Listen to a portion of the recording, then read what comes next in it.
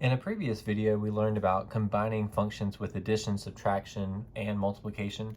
This one is focused only on division. So we have our dividing function operation that looks like this, f over g. And it's usually going to have that fraction bar. And so all we're doing is just putting f on top of g and then trying to simplify. With a lot of these, we're not going to be able to simplify too much, but we are going to be focused on the domain. So in this, we are going to find the domain of the quotient. Quotient just means like a division problem. By finding the domain of f, the domain of g, and then also the set where g of x is in the denominator, so it cannot equal 0. And then we're just going to find the intersection of those domains. So we'll see what that looks like with this first example here. F over g would mean we have x plus 8 on top divided by g of x, which is x squared, minus 4x minus 12. Now, if we looked at these domains separately, f of x is just a linear function, so its domain is all real numbers. G of x is a quadratic, and its domain is also all real numbers. But when we turn this into a fraction with a rational function like this, it does have some limitations. So what we're going to do is go ahead and try to simplify. We do that by factoring, if we can, this denominator. So let's see. X squared factored out from x times x. Factors of 12 could be 6 and 2. So let's plug 6 and 2 in. They want to combine to give me a negative 4. Well, that works if we had a negative 6 and a positive 2. So we factored that, but none of this would simplify further. So we would be looking for a common factor in the numerator and denominator. If that's at x plus 8 and x plus 8, then we could divide those out. But since they don't, this doesn't simplify any further. So when it just says, find f divided by g, that's what we're looking at. But when we're trying to find the domain, let's think about what was that original fraction? How did that look? So in this problem, the numerator has no restrictions because it's just a linear function. So numerator has no restrictions. And then we look at what is the denominator restrictions. So we have a quadratic. Quadratics normally don't have restrictions, but we do know anytime something's in the denominator cannot equal 0. So what we want to do is try to figure out when is that denominator equal to 0. So I would say x squared minus 4x minus 12 cannot equal 0. And then we can factor it. Since we already factored it once, that's just kind of bringing down what we already had. But our factoring solving process tells us that each one of those factors cannot be 0. So that means x cannot equal 6 and x cannot equal negative 2. So those are the two values that would make the denominator equal to 0, which means those are the only restrictions that we have. So if we looked at this on a number line and talked about those restrictions, that would mean negative 2 would have a hole there. It has no value that can be included. 6 also has a hole. It's an excluded value. Any other number would be fine because the numerator had no restrictions, and the only restriction was the denominator can't be 0. So that means all of these numbers before negative 2, all the numbers in between, and all the numbers after 6. So the domain for f divided by g would look something like negative infinity up until negative 2, union a negative 2 up to 6, union, and then 6 to infinity. And notice that all of these are parentheses 1, because negative infinity, positive infinity will always be parentheses, but negative 2 and 6 were both excluded. They're not included, therefore we have to use parentheses. All right, in number 2, kind of similar, we have f over g, and that would be 3x over x squared plus 2x. So again, we want to see, can that simplify? And in the denominator, what we'll notice is a common factor of x. So I'm going to factor out an x, which leaves us with x plus 2. So you're just divided an x out of each term to put that x times x plus 2 there. And now that means we have a common factor of x on top and bottom. That simplifies our fraction to x3 over x plus 2. So this would be considered our simplified version. And if we're asked about the domain, which we are now, we're going to do that separately. So let's go back to the original fraction and consider what are the restrictions. So 3x is in the numerator. That numerator has no restrictions. Well, we will see some where that do has no restrictions. And then this denominator usually would have no restrictions because it's a quadratic. Quadratics have all real numbers except it is in the denominator, which means it cannot equal 0. So we would set that denominator x squared plus 2x cannot equal 0, and then just factor it. But we already did factor, so x times x plus 2 cannot equal 0. And I'm kind of running out of room, but we would set each factor equal to 0, so that would mean x cannot equal 0, and x plus 2 cannot equal 0. There's nothing to do with this one, so that one's kind of already done, but this would be x cannot equal negative 2 when we solve it out. And if I put those on a number line again, negative 2 comes first, so there's our hole there. 0 also has a hole. But again, just think about what were the restrictions. This is the only thing, so any other number will work because the numerator didn't have anything. So we can plug in anything else besides those two values. The domain would look like negative infinity to negative 2, union, negative 2 to 0, and then 0 to infinity. So you can pause and try number 3, and then bring it back up.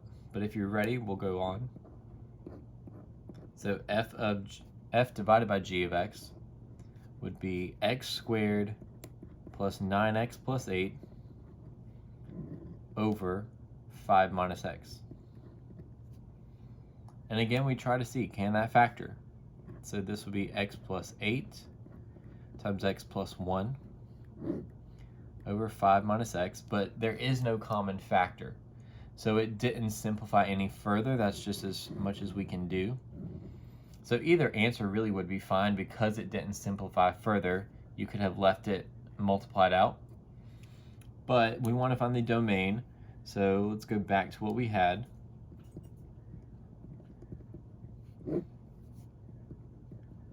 And we look at this numerator. X squared plus 9x plus 8 is quadratic, so the numerator has no restrictions.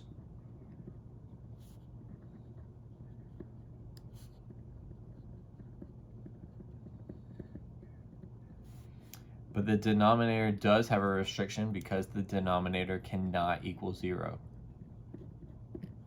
So think back, what are the few restrictions to a domain? So we had basically 3 domain restrictions that we looked at. Square roots, or even radical functions, and rational functions, so something where x was in a denominator. We have that second case here. So I'm just going to look at what would 5 minus x cannot equal 0 look like. I can solve it out by subtracting 5, we get negative 5, but then dividing by x would say, or negative 1 would say x cannot equal 5. And that's the only excluded value in this case because the numerator didn't have anything. So its number line should say 5 with a open circle, and everything else is okay. So our domain of f divided by g is negative infinity to 5 union 5 to infinity. So 5 is the only one that we had to pull out of that domain. All right, 4 is a little bit different. Process is the same, but simplifying looks a little different because we have two rational functions. So f divided by g says 2 over x divided by x minus 1 over x plus 4. And I just kind of exaggerated our division bar because really we have this thing divided by that thing on the bottom. And so when we are dividing by fractions, I think it's actually easier to rewrite that with our old division symbol like this. And that maybe kind of looks more familiar for us if you think back to just how we divide fractions. Some of us maybe learned it as keep, change, flip. Some of us learned the correct terminology of multiplying by the reciprocal. There's lots of different ways people have kind of tried to create a mnemonic for it. But either way, we're changing this to multiplication and flipping the second one because when we divide by a fraction, you're multiplying by the reciprocal, which ends up being 2 times x plus 4 over x times x minus 1. And again, nothing canceled out because there are no common factors. We could distribute and get 2x plus 8 over x squared minus x. That's also fine. Either one of those really would have been okay, but you probably would see the last one more often as the answer. We are going to think back to what are the original issues. So if I had 2 over x and x minus 1 over x plus 4, this numerator has restrictions.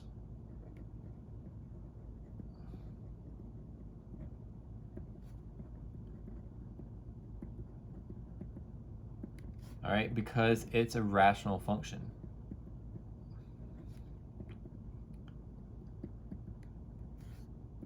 Denominator has restrictions.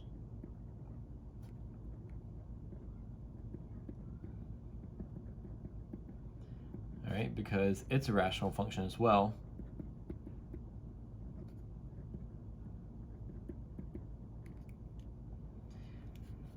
And so we have a lot that we're going to be looking at, and really we're just going to check fractions the whole way through. So when we think about this 2 over x, 2 over x tells us that x cannot equal 0.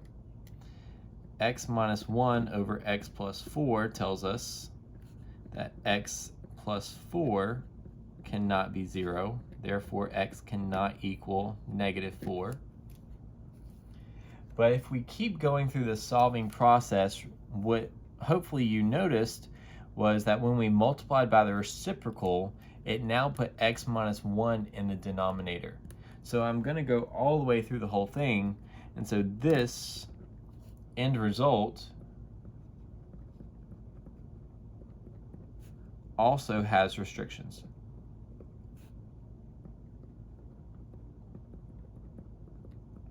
So notice what we're doing. We're checking the beginning and the end, which is kind of what we've done every time because I started back at the very beginning of the fraction. So I would say x times x minus 1 cannot be 0. X cannot be 0. X minus 1 cannot be 0.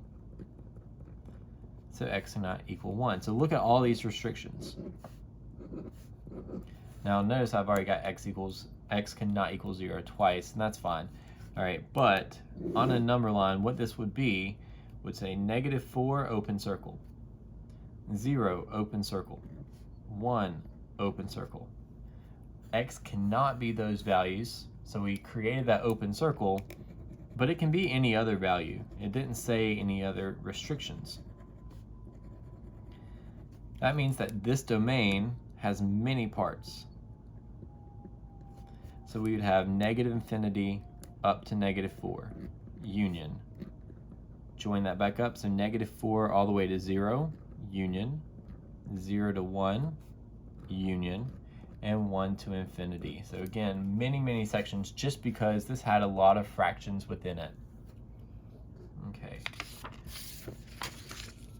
Now let's jump to 5.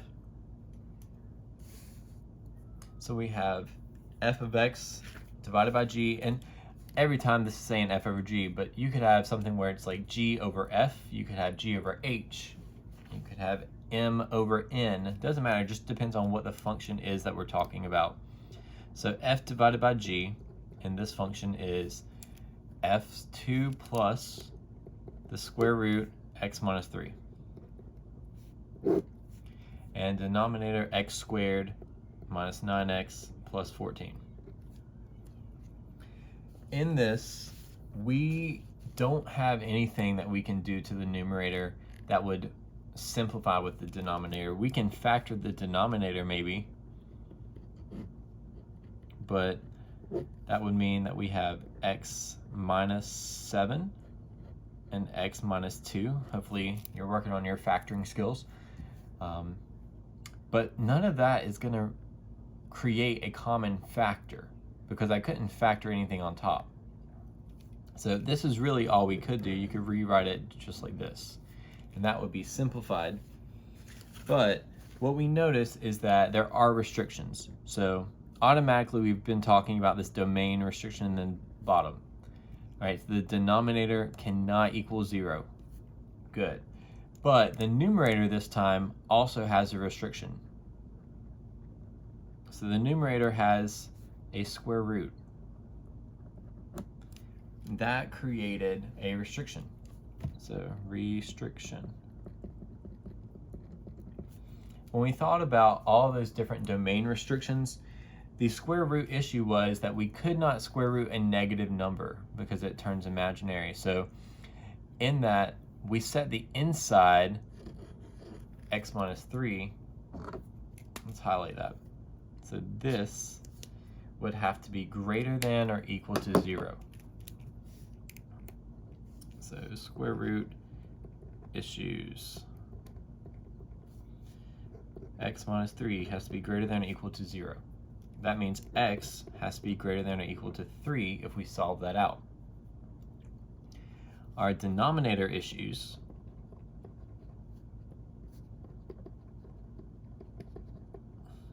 said that x plus or minus 7 and x minus 2 cannot be 0. So when you solve those, you're going to get x cannot equal 7 and x cannot equal 2. So these are our domain issues. You do want to try to include this on a number line. So I would start with your square root issue.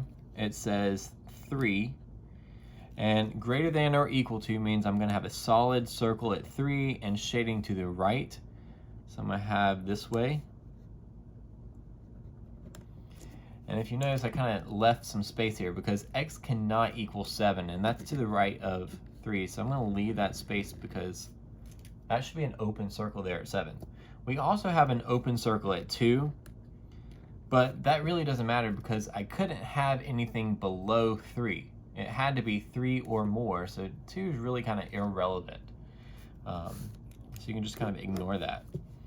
Our domain for f divided by g would then be a bracket 3 all the way to 7. So there's that group, but 7's not included. So we put those parentheses instead. Then it goes 7 all the way to infinity because everything else is okay.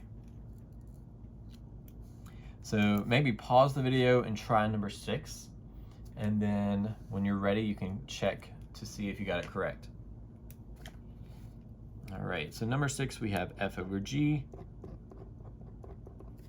with f is square root 2 minus x, denominator x squared plus 6x plus 9. Again, I could try factoring. I get x plus 3, x plus 3, but nothing is creating a common factor that would cancel out. So since that doesn't simplify any further, you can stop there with the simplifying, but the domain is really what we're looking at here. If we had that fraction, this is in the numerator, so let me just put that up here. Numerator has an issue. So it has the square root restriction. And the denominator automatically has that issue where the denominator can't be 0. So let's think about this. If that's in the square root, then 2 minus x has to be greater than or equal to 0. If you solve that, maybe you subtracted 2 and divided by a negative, which made us flip our inequality sign. So I get a positive 2. So that creates a domain restriction. In the denominator issue, x plus 3 times x plus 3 cannot equal 0, which just means that x cannot equal negative 3. And you can put that twice, doesn't matter.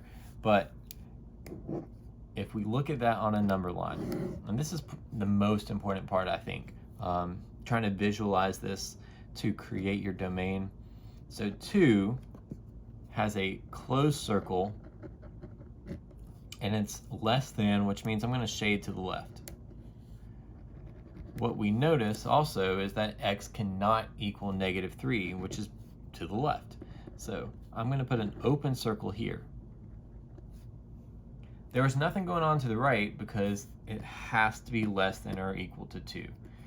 That was the only excluded value, so our domain of f divided by g is negative infinity up to negative 3, parentheses, that's an open circle, negative 3 to 2 with a bracket because 2 had an included part, so put our bracket there. All right, last one. Put a star besides this because a lot of times people just mess up these things, these three exactly. But so if we had f divided by g, in this case, the quadratic's on top. 3x minus 40. And the denominator, we have square root 2x minus 1. So many times people are going to try to automatically set that thing to not equal 0, but that's just been, we've only been doing that because the denominator cannot equal 0. The numerator can equal 0. That means that this numerator has no restrictions.